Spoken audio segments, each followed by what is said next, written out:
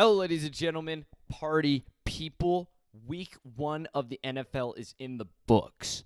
And this one was a really fun week of football, let me tell you. I had a much better week of predictions in the NFL than I did in college football.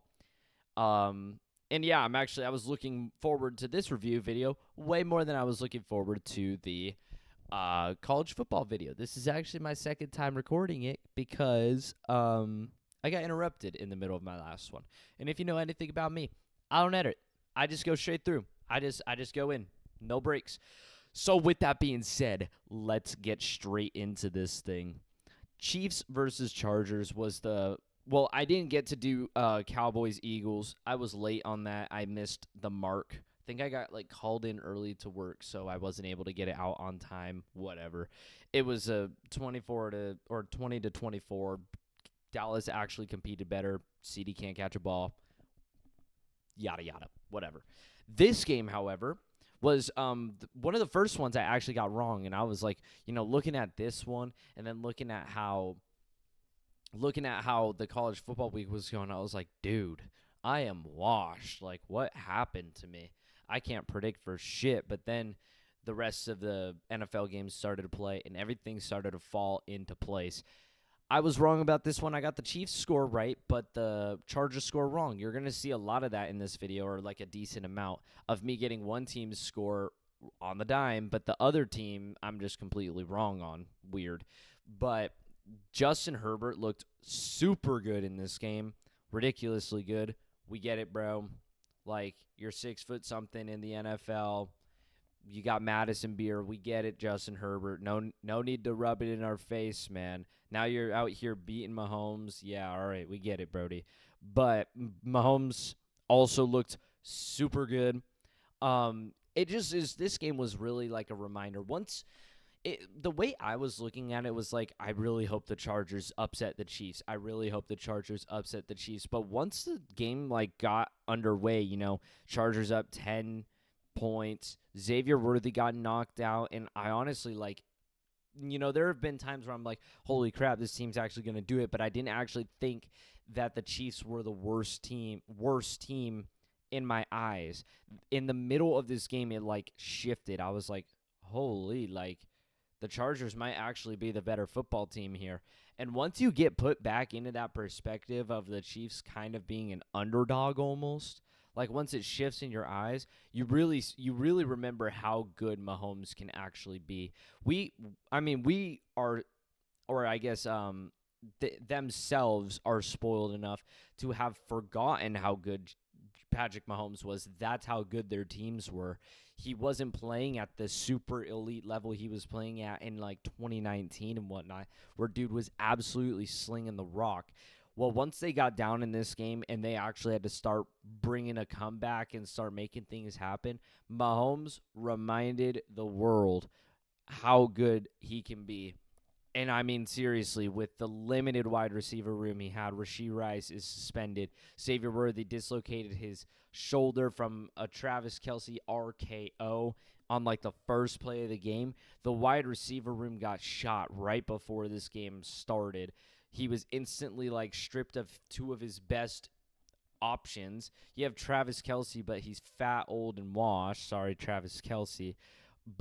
And Travis Kelce did have a good touchdown catch, but that was one of his only two catches. And look at you're throwing to Tyquan Thornton, Noah Gray. I've never heard of these people. Even Juju Smith-Schuster, bro, I haven't heard that name in years. You really just dug that one up from the grave. Hollywood Brown was the best target in this game, and even then, it was not. Hollywood Brown has not been really that special, especially in his time with the Cardinals, let me tell you. But he really tried to put this game together to get it done. And when it came down to it, the Chargers were actually just a better team. Quentin Johnston, I don't remember what round he was picked in, if it was first or second. I assume it was high. But everybody was making fun of dude. He can't catch the ball. He looks bad. He did. But he has been quietly turning it up in the background. And he looked really good in this game. 2 touchdowns, 79 yards in 5 catches. He was really doing good. A receiver you definitely needed to step up. Lad McConkey also did great. Keenan Allen returning to the Chargers. He was like way better than anything the Bears had done with him. And then friends, the Chargers and friends were in the background receiving. Overall, what really did it for this game to me was how good Justin Herbert played. 25 for 34, 3 touchdowns, and then that big run on like 3rd and 14. They had their backs up against the wall. They needed a big-time play from their quarterback, from their top 5 supposedly quarterback, depending on how most people look at it. That's not my personal list, but a lot of people would say Justin Herbert is a top 5 quarterback, and you need a big play out of him to keep this game, or to pretty much put the game away. He delivers a huge run down the sidelines and converts the 3rd and long, and yeah, the Chargers managed to do it, which kind of blows up my preseason prediction for them. I thought they were going to be taking a step backwards. Now it looks like they might be taking a step forward, because something that has been a huge problem with this conference, the Chiefs conference, is that, especially last year, you got the Chiefs, the Chargers, and the Broncos all in the playoffs, but the Chargers and the Broncos didn't even have like an opportunity to get the 1 seed over the Chiefs or get a top 4 seed, because the Chiefs just weren't losing conference games. And really, when I look back, the only teams that have ever really, or the only team that has ever really given the Chiefs an actual loss, correct me if I'm wrong on this, was the Raiders. I mean, there have been plenty of examples of the Chargers and the Broncos competing down to the wire, but from my memory, the Chiefs always come out on top, except for like the Broncos game at the end of the year where the Chiefs had all their second strings in and the Broncos absolutely thwomped the Chiefs. I mean, from what I remember, the Raiders have only been the team to really actually get it done. If I remember correctly, I could be remembering wrong, but it is so huge that the Chiefs not only start off 0-1, but they start off 0-1 in the conference, which now means not only are the Chargers in command right now, but the Broncos also have a step on the Chiefs to potentially take this conference for the first time in a long time. Both teams have a lot of work to do. They have their work cut out for them in terms of keeping the conference in their hands, not in terms of team improvement.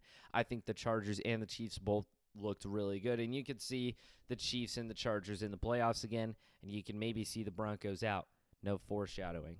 No foreshadowing, by the way. Cardinals at Saints. I said, again, here's another one.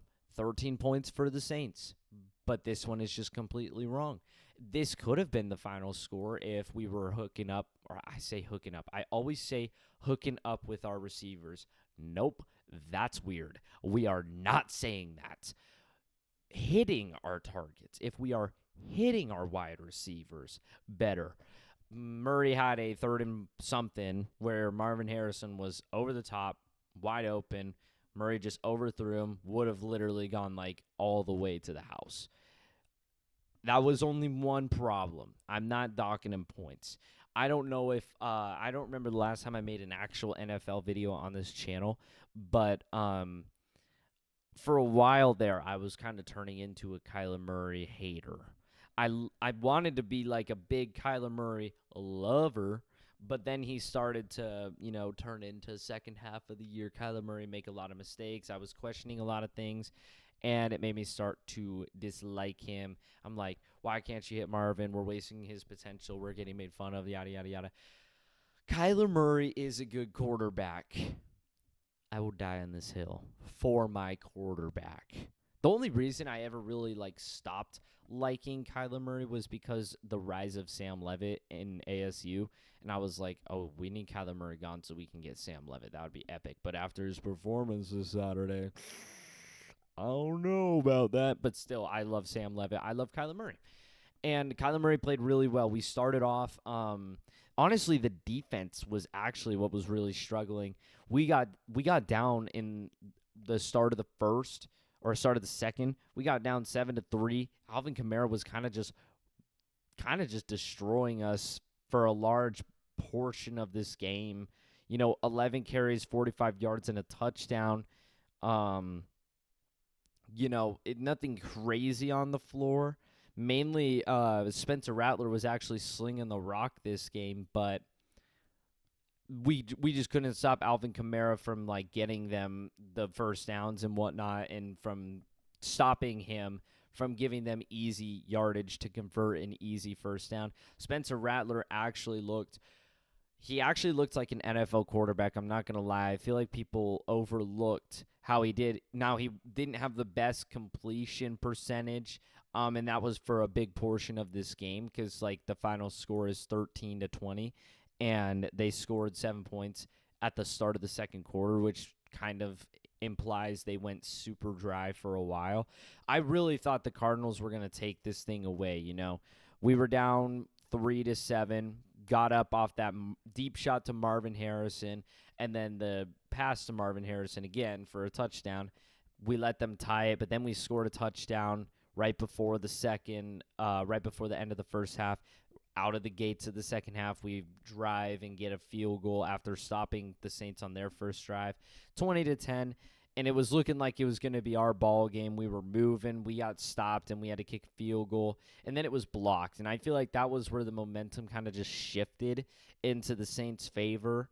And they almost brought this thing to overtime. They almost did, even though I think the Cardinals were the much better football team here.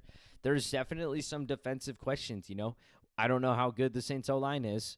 I really highly doubt it is that good of an O-line, but we were having a really hard time getting in the backfield, a really hard time getting back there. And on the plus side, our cornerbacks were great. Will Johnson was absolutely all over the place. It is crazy that he fell to the second round.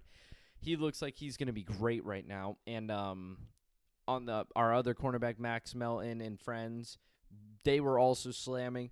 But we were just letting up some quick passes sometimes. There were just gaps and holes in the defense that you're just struggling to figure out where things were going wrong. But at the end of the day, your defense manages to hold them to 13 points. So this was a victory in my eyes at the end of the day. Dolphins at Colts. Thank the Lord I picked the Colts. Originally, I was saying the Colts would win this in an upset. Thank God he had my back for this one. Daniel Jones masterclass absolutely put the foot down on the Colts. Was Daniel Jones just being held back by the Giants in their poverty franchise? I guess we'll see as the season goes on. What is going on with the Dolphins? Is Tua's time in the NFL over? Is he just going to start being a backup now? I even saw something saying that the Dolphins head coach might be in the hot seat, which kind of sucks because I like the guy. And Daniel Jones just destroyed them. They're really just, there wasn't much to this game. It was just an annihilation. There was no stopping the Colts. I don't know what else there is to it. That's all. Raiders at Patriots went about how I expected, not as close as I thought it would be. But the Raiders actually looked like they were going to, torch this team. They got out to a really good start. Geno was slinging the ball. And sometimes Geno, you got to watch him to remember that he has a lot of potential. And he did have a good game. He went 24 for 34, 1 touchdown, but an interception, which kind of sucks that he threw that interception. 2 carries, 10 yards. He took 4 sacks for 29 yards lost. His favorite target was Brock Bowers. Let me fix my English there. Brock Bowers is now hurt. Who knows? I don't know what his injury is. Jacoby Myers was the second highest target. If Brock Bowers is hurt, Jacoby Myers, what? Is he receiver 1? I would assume he might be receiver 1, and I thought he requested a trade. But, the Patriots, they still got some work to do. They showed some flashes. This game looked like it was going to get out to be pretty offensive. Started off 7-7 at the end of the first quarter before it just stopped. And actually, right before the end of the first half, the Patriots got up 10-7. It was kind of just the Raiders ball game. The Patriots kicked a field goal with 19 seconds left, so I guess it makes the score a bit closer. And the Raiders were just overall the better football team. And another game that I originally had, I said the Patriots would win, but I switched it upon further inspection, and I was correct in doing so. Steelers at Jets. This one was one I was pretty confident in. I said the Jets would win this one in a close defensive battle, as almost everybody on the planet could assume. I didn't really think the Jets were going to be super explosive offensively, but I thought Justin Fields was going to, make some plays, show some sparks, show some flashes. And on the other side of things, Aaron Rodgers would just look like a shell of his former self. Wrong. What I thought at the time was the game of the week ended up being the second best game of the week and turned into an absolute offensive production. And, man, just opening up ESPN to look at this, to look at all the stats, there's a picture of Aaron Rodgers, and it just is the worst picture of him they could have put up there, man. What did they do to him? What did they do to the real Aaron Rodgers? Where is he? But he was absolutely balling out. I mean, 4 touchdowns, 22 for 30. My Unk is not washed. He's not washed at all. 4 sacks, minus 26 yards. One carry for -1 yard. Go off, Rodgers. And DK Metcalf finding his footing in a new place. 4 catches, 83 yards. He was doing pretty good. But more importantly, the trade that everybody was freaking out about for a bit, Jalen Ramsey looked pretty damn good and actually won them this game. Justin Fields on the other side of things, he went 16 for 22, 218 yards and a touchdown. He had 12 carries for 48 yards and 2 touchdowns. He accounted for 3 total tutties. And did they get a defensive score? No, there must have been a lot of field goals by the Jets. There must have been a lot of field goals. Very weird score, too, 34-32. I thought the Jets were going to be able to go down the field and kick a game-winning field goal. That's the other thing is the Steelers kicker drilled a 60-yarder to put them up by 2. I mean, it was just clutch performance after clutch performance in this game. And the Jets look pretty good. The Steelers look pretty good. We'll see, though. We'll see. Giants at Commanders. 1 word, but it's actually like 10 words. Cam Skattebo needs to get the ball more. We all saw the highlight reel. He needs to get the ball more. I don't understand why they're only targeting 4 times. 2 carries, 2 passes, and that's all they have him on the field for. And he made the most of his opportunities on 2 catches, and on one of his runs where you want him to be the big body and punch it in. I don't know if you guys saw it, but you got to look it up. Cam was literally trucking his own O-lineman because right when he gets the ball handed off to him, there is an O-lineman facing Cam Skattebo. Tell me in what scenario there needs to be an O-lineman facing a running back? Tell me. Cam had to waste a big hit into his own O-lineman and got stuffed in the backfield.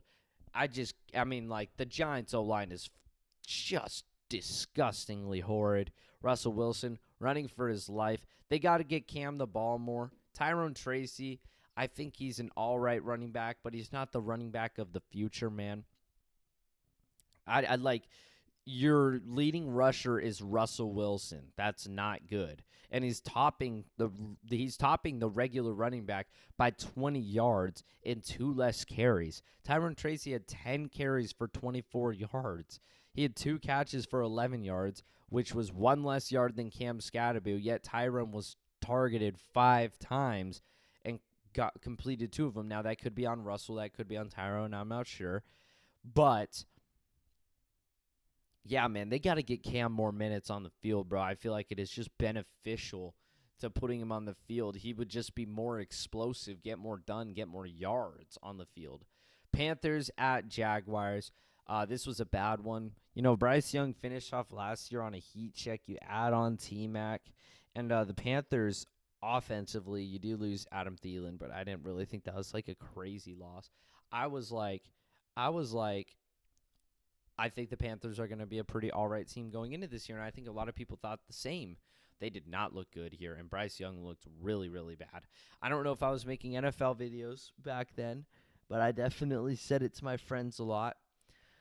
I didn't think Bryce Young was ever supposed to be the first overall pick. And now, last year, he started to prove me wrong, and I started to buy. I was like, whoa, hold on, Bryce Young's cooking. Maybe I was wrong.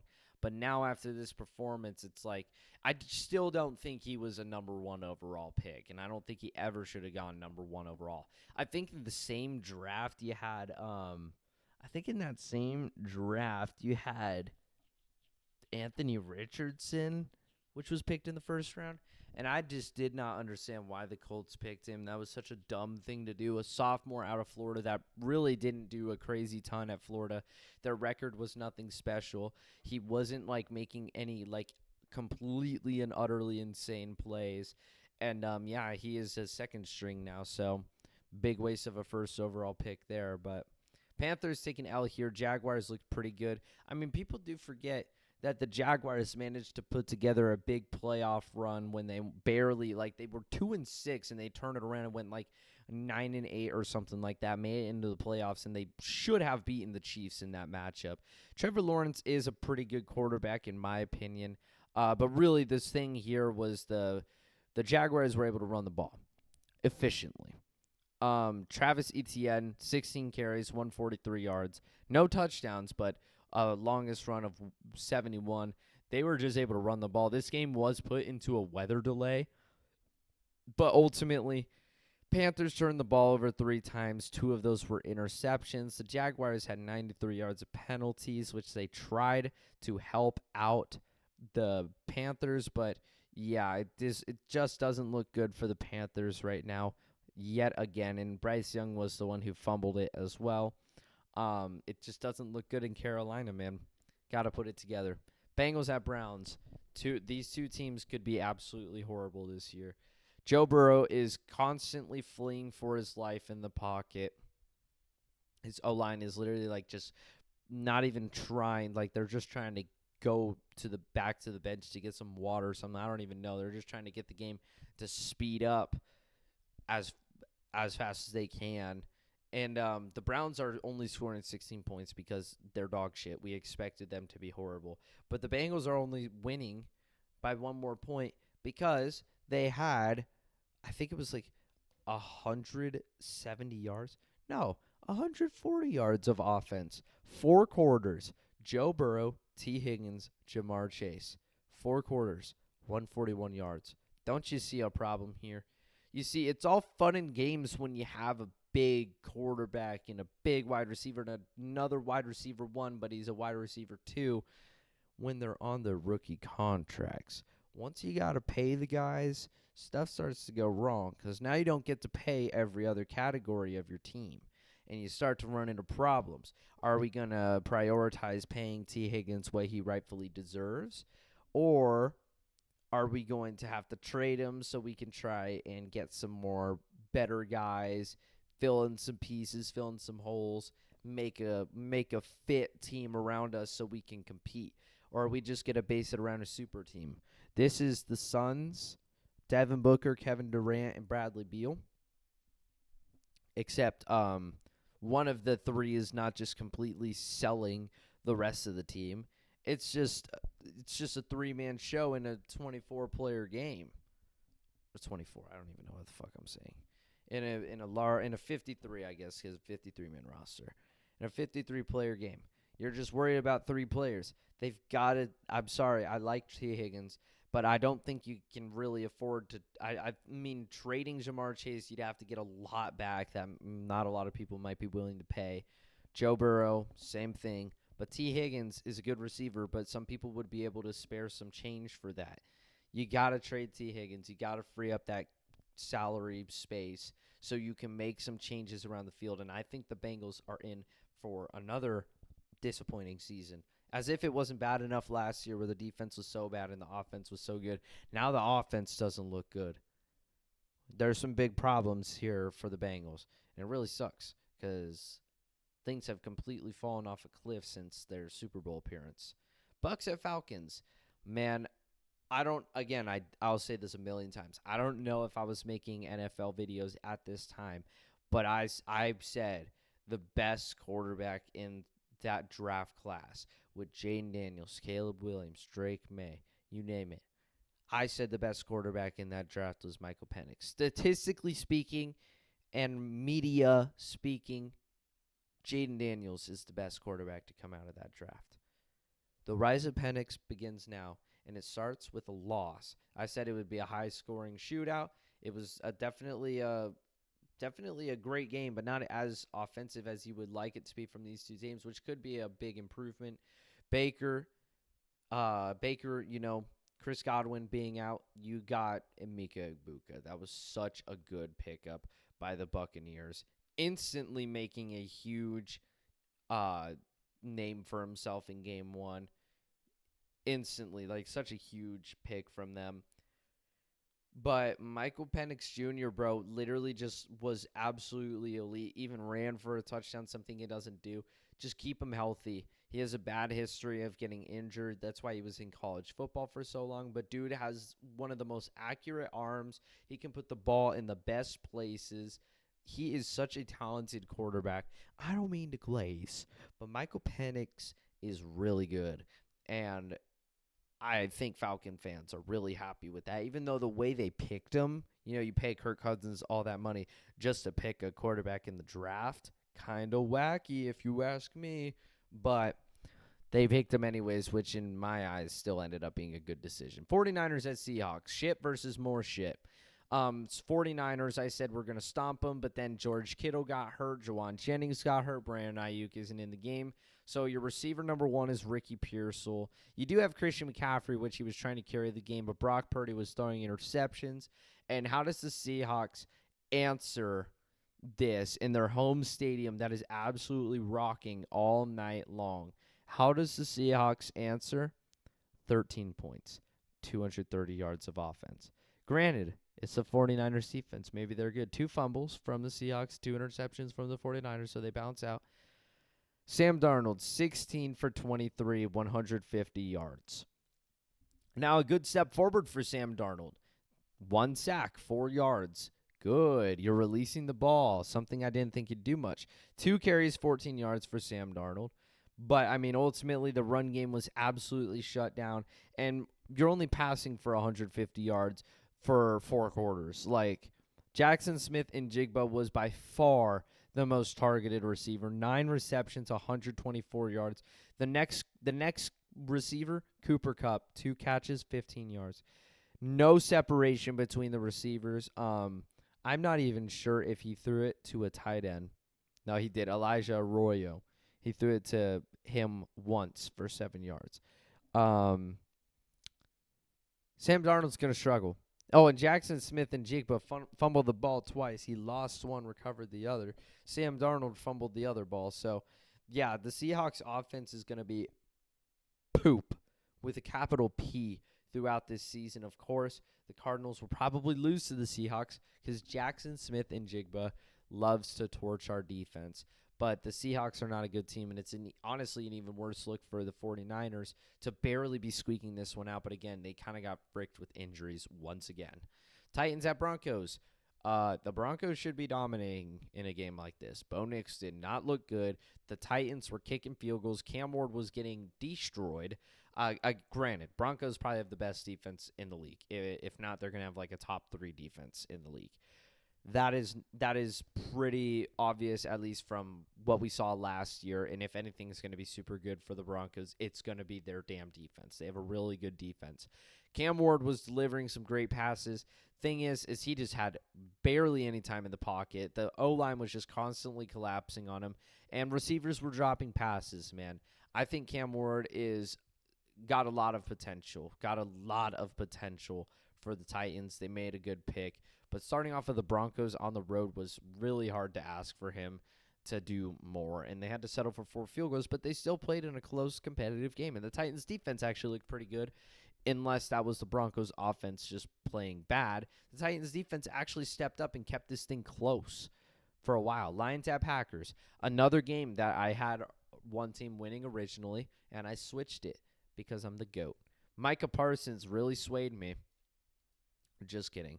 I honestly Yeah, honestly, the only reason I picked this was because of Micah Parsons, but not because of Micah Parsons. I just thought, the Packers fans are going to be there. They love going to football games. They're one of the greatest fan bases in the NFL. And now that you get Micah Parsons right before the year starts, the level of energy was just even more. Even when you heard Micah Parsons get a sack, the crowd just exploded. And the Lions were just really limited to negative production. They scored a touchdown late in the game. Like one-handed catch by, I think his name was Isaac Tesla or something like that. That was it. I mean, their offense wasn't really going crazy. And the crazy thing is both teams were even. It's just the Lions were not able to get points. They just weren't. And the Packers won this game very very easily. Texans at Rams. I said C.J. Stroud, Nico Collins, yada, yada, yada, Joe Mixon were going to be start off good and start to prove some people wrong about his poor performance last year, or worse performance than his rookie year, and he was going to turn it up against the Rams. As well as I thought Matthew Stafford's back problems could end up hurting him in the game, and Devontae Adams didn't make much of an impact at the Jets. What makes you think he'll make an impact here? Kinda. Really low scoring. Puka is unstoppable. He is literally unstoppable. I am so happy to have Puka on my fantasy team. He is unstoppable. The Texans had their shot to go up in this game. They fumbled horribly, but thanks to a horrible Rams fumble, so it cancels out. Low scoring defensive game. That's probably going to be the name of these two teams' game, even though the Rams have Puka, and Puka's really good. They're somehow only managing to tally 14 points. And you just got to wonder, who are they going to pick? Who are the Rams going to pick as a quarterback once Stafford's gone? This has got to be his last year, right? Like, he's old. This has got to be his last year, if not the next year after. And even then, do the Rams want to stick with him, or do they want to pick a quarterback? I don't know, man, but close, defensive, and really fun game to watch at the end. Ravens at Bills. Holy moly. I mean, probably one of the best football games of all time. It's week 1, Ravens at Bills, Sunday Night Football, and it is absolute cinema. I don't mean to get emotional here. I don't mean to get frisky, if you will. But this game was absolutely beautiful. The Ravens had this thing absolutely packed up, ready to go home. And Josh Allen proved why he is the MVP. Dude had almost more than 420 yards of offense. I mean, that is just domination. There is nothing more beautiful to me than watching a person be the answer to a franchise. There's literally nothing more beautiful. Even if I'm not a fan of your team, I don't typically like Bills. I don't really like the Bills that much. I don't really like them. And it just made me so happy to see how good Josh Allen was playing, because it's just like, God, it's got to be such a good day for a Bills fan knowing that Josh Allen is their quarterback. And same thing for the Ravens. Lamar Jackson is your quarterback, man. You just have the GOATs. These are really just the GOATs. And the fan bases could not be more pleased with their quarterbacks. It was just a beautiful matchup, man. Both teams were absolutely duking it out. And this was peak professional football. This is literally as perfect as it gets. There is never a moment in time where either of these teams are out of it. Never a moment. You cannot just turn off the TV, because that'll happen. They'll pull the giant comeback. They were down 40-25. They win the game 41-40. The Bills are ridiculous. The Ravens are also ridiculous. And watch out for these two teams. Absolute cinema. The script for this game was perfect. Vikings at Bears. Pooper. Bears started off looking really competent offensively. I was kind of like, hold on, the Bears might be good. And then they kind of shut down. Got a pick 6. J.J. McCarthy looked like shit. And I was like, oh, boy, the Vikings. And then J.J. McCarthy turned into a machine. Pulled off a ginormous comeback. I think they were down 17-3, and he just ripped off like 24 points to put them in front. And then the Bears had to go down the field, score a touchdown. They couldn't tie the game. They had to do some lateral play. I have never heard a stadium go from so fucking loud to just dead silent. Dead silent. The fans were quiet. They were devastated. And they had all left by the time the Bears had even tried to make a comeback. And it's a tough start for the year for the Bears. The Vikings, maybe they still are a good team. A lot of people project that they're going to take a couple steps back. The Bears obviously supposedly improving. You're in a conference with the Vikings or the Lions and the Packers, who are probably going to be two of the best teams in football. A lot of people were saying the Vikings are going to take some steps back, but they picked this one up. And it's like their defense absolutely locked down the Bears for a long time. And then J.J. McCarthy started to find his flow. If he can continue the flow that he had, watch out for the Vikings. But that is all for this review video. I hope you guys enjoyed. A like and subscribe and help a comment always helps. That's all for me. Adios.